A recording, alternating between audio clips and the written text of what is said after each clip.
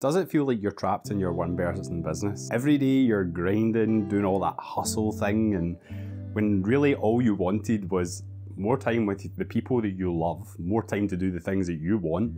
You wanted to feel a bit more secure financially, and you actually set the plan for your day. But right now it's looking a little bit like you're grinding, hustling, answering to loads of different clients. Instead of one boss, you're now answering to loads of different clients. I mean, that's what you're told to do. Every online business guru, every business consultant tells you that you grind for that little bit of time for that long-term benefit. What happens if you don't make it to that long-term benefit? Because most businesses don't. They get stuck in that hustle and grind and end up getting to a stage where they burn out. And I'm speaking from experience. I have been in that exact situation. When it comes to business, you've got two options. You can go down that route, the prescribed route, which is you hustle and grind your ass off and you get stuck in that cycle and believe that it's going to bring you the life you want one day. And the chances are you'll build a business you hate, a business that you can't wait to step away from. Or the other option is you look at what you want your life to look like and then you build a business around that. Not just any business though, a business that you love. I know there's people out there that say, do what your don't follow your passions, that's not a successful business, and I can assure you, there are loads of people out there doing exactly that. And you don't need to look too far or take my word for it. Look at Vanessa Lau. She got to the stage of burnout and she ended up having to take a year away from her business to get her head back. And that was, she says it was the exact same reason as I'm telling you. She had built a business that she hated. It wasn't aligned with what she wanted to do, and she was doing what every other business consultant, online marketing guru or whatever was telling her to do. Minus the 7 figures and the year off, that is exactly what happened to me. I got stuck in that hustle and grind stage where I got used to taking clients because that was a way of getting money. And when I had these clients, I got into that fear-based mentality that if I didn't say yes to them, then I would end up losing them as clients. And I was basically just people pleasing and taking the money that I could get and basically barely scraping by at this point. And the end result of that is that I got to a stage where even a simple 300-word email felt like a bloody novel. Now, you don't have to look too far to see what the actual problem is here, because if you look at Vanessa Lau, she had created this business by creating content to appeal to a wider audience, to appeal to get views. She was chasing the algorithm. She'd built a business around YouTube, and that led to so many other things along the way that ended up getting her to the stage of burnout. For me, I got to the stage where I took on clients and done all the stuff they was doing all the people pleasing and doing all that thing. Took on more clients, was doing all the people pleasing, doing all that thing. And before I knew it, I was getting burnt out because I was spreading myself far too thin over multiple clients. I tried delegating at times, but I never was half satisfied with the results, so that ended up getting pushed to the side. And again, the problem is instead of chasing the end result, the big picture, I was chasing that short-term fix, the money. If I could get money, then I would be able to change my situation. But the thing is, you start to hate the journey. You are relying on an outside source to fulfill your goal. And the thing is, you can't control YouTube, you can't control your clients, you can't control all these things, so your goals are dependent on whether another party wants you to succeed. And you will start to hate the journey. And when you get to that stage, each day becomes so painful. Like I said, a simple email can feel like a bloody novel. So again, like I said, you've got two options. You can subscribe to the hustle and grind, or you can listen up and take the option that doesn't involve you burning out. Take the option that you actually enjoy the journey of getting to that destination. When you're on that journey, you're in that period for the longest time. Once you get to that destination, do you think you're like, okay, that's it, job done, can sit back, sip wine on the beach, drink a bottle of gin, do whatever you want to do? No, that's not where you get to. You then add another goal, which then gives you another journey to start. But the thing is, if you can just build and enjoy the journey, you actually enjoy having a more fulfilling and a more enjoyable life. The work is actually fun.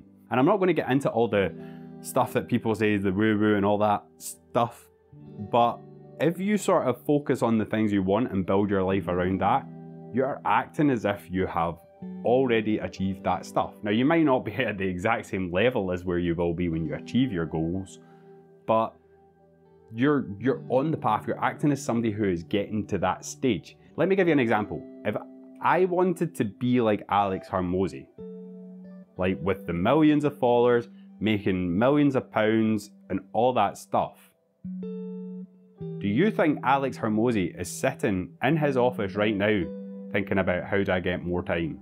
How do I do X, Y, and Z? How do I get this? No, absolutely not. He's not. He's out there running his business, doing his thing, and getting his goals knocked off because he's built a business that he is proud of and that he loves. My business and Alex Hormozi's business is two different things because he is more of the let's get the job done, let's keep working, whereas mine is more let's enjoy life, let's enjoy each day, let's do that. But if you're trying to get to that level and you're acting like the beginner who's just wanting to hustle and grind all the time, then you will attract what the beginner attracts. Whereas when you start acting and stepping into the role of where you want to go, you start to attract the stuff that that person would bring in. Focus on the things that you are in control of and that you actually want. So when I look at me, I wanted the money to feel a bit more comfortable and to be able to spend more time with my friends, more time with my family, more time with my daughter, more time with everybody. If I wanted to take time off and I wanted to travel, I could do that. I wasn't tied to a job. When I wasn't thinking about it, I was building this business that I hated. I was building this business with loads of clients and doing loads of work, and then I still had none of that time. Instead of having one boss, I had loads of bosses. Do you think when I got the money that I automatically got my time back? For me to get the time that I wanted, I had another two questions to answer.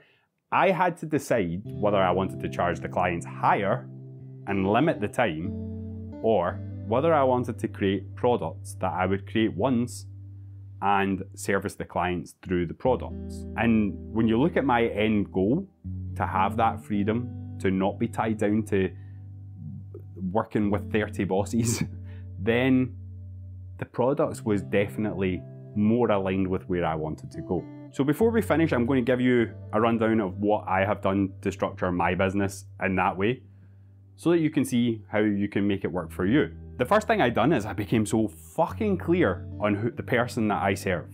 The amount of businesses that I have spoke to over the years, and the one thing that they don't have a clue on is the person that they're actually trying to help. They think they appeal to everybody.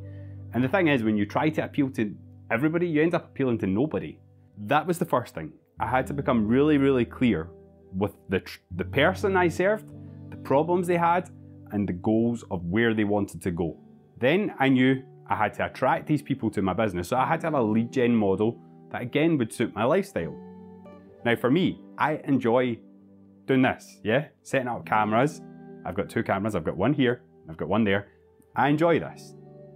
So me sitting talking for 20 minutes, half an hour about something each week is not a problem. I'm totally ignoring the prescribed advice that you get on YouTube. I'm literally coming here, showing up, talking about what I can help you with, and hopefully I help at least one person. I do have Instagram as well. Like, if you watched last week's video, you will know that I kind of use that without a strategy. It's kind of just more personal use, but I do put content out there.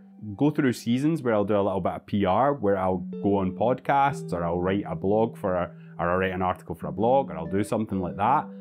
That really does appeal to me as well. I'm a Gemini, I love getting around people, and the last thing I do is networking.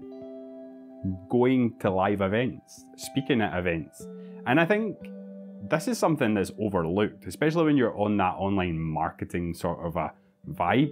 A lot of people subscribe to the thought that you can only market online, which is not the case, because you're actually meeting somebody, you're looking them in the eye, you can give them a hug, you can shake their hand, you can do all that stuff, and you build that strong connection. That can't be done online. The next online, the closest to that is probably YouTube, where you're on camera and they can see your quirks and they can see all that. So I really do enjoy going out networking if it's around people that I like. Because when I was doing my audience research, it was like, right, these people I need to actually like to be around. Now the next part is, do I want to do sales calls? Absolutely fucking not. That is the last thing I want to do. I have done it. and it is the most horrible thing ever. And I don't think it's necessary. I think for me to show up consistently at a sales call and do the exact same thing over and over again is the biggest waste of time. But I also think that the stress that it puts me under is not worth the return.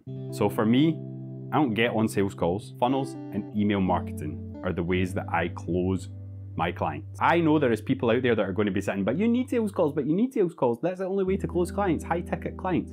It's absolutely not.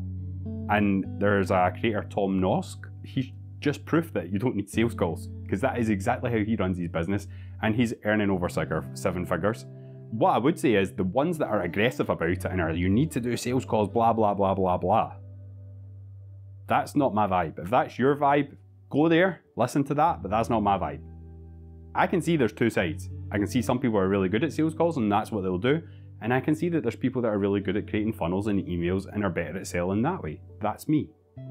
So I can see both sides here, and you can choose which one you fancy. But for me, and if you're following me, most likely I'm going to talk about funnels and email. And you can still sell high ticket with funnels and email. If you're going to go down this route, the one thing you need to get in your head is that you need to give so much fucking value that you are the only option here. Push out your competition because you give so much. You want to get your audience to a stage where they feel like they're stealing from you. And by the way, that doesn't mean doing more work and adding more shit. That's another thing that a lot of people subscribe to, just add more stuff to make it more valuable. No, think about it. What's more valuable to you? Would it be more valuable to you if I was to give you a 12-hour course? Or would it be more valuable to you to sit in a call with me where I give you a strategy outlined, make sure you can go and do it, and then jump on with you next week and check that you're on track? That is a lot more valuable than me sitting down and recording a 12-hour course, because you're probably not going to get through it. So when it comes to products, I'm going to be doing a little bit of coaching, probably one-to-one to begin with, and digital products, group coaching. But the main thing that I am totally avoiding, and I will not be creating any more done-for-you services. The other thing that I think about as well is like, and this is from working with loads of real businesses, not online ones, and they all talk about, oh, well, if we work with this company, can we get a referral? Can we get a referral? Can we get this? Can we get that? To get some passive income coming in. That is just affiliate marketing. The only difference is they don't use a link to track it. The exact same thing, but there's this black cloud over affiliate marketing because there is so many scammy businesses out there that make it out to be something it's not. If you, like last week I done a video on Opus Clip, and that is because I believe that it can save people time.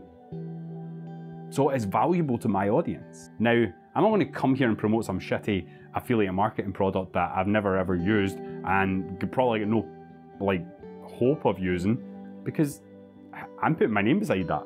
If you do it the right way, it is just referral marketing. You're getting compensated for getting clients for this business. So that is something that I'm going to be dropping into my content strategy, dropping into my emails when it makes sense. Absolutely not going to be my main income, but it's there as an option. Yeah, it's there as a little bit of passive income that can help me have another income stream. But it's not going to be, I've not got a 3-month strategy for it or anything like that at the moment. And I think where I'm going with this video, I kind of went on a few different bits. This is what happens, and this is with a plan. Sometimes it just happens where we go in different ways, but I think what I'm trying to say here is, what do you really want your life to look like? If you're doing stuff just now and you hate that journey you're on, stop it. Because you're in that journey phase for the longest period. And if you don't get that under control, you might never hit that destination. Think about what you really do enjoy and what you do want your life to look like, and start enjoying the journey. And if you're like, I don't know where to start going in this direction, then go down into the description and click that link where it will take you to my free 30-day emails, where you'll get a new email every day with a lesson to pull you towards that direction. It's completely free. You can go down there and click it, or you can't. It's totally up to you. But until next week, have a great week, and I will see you then.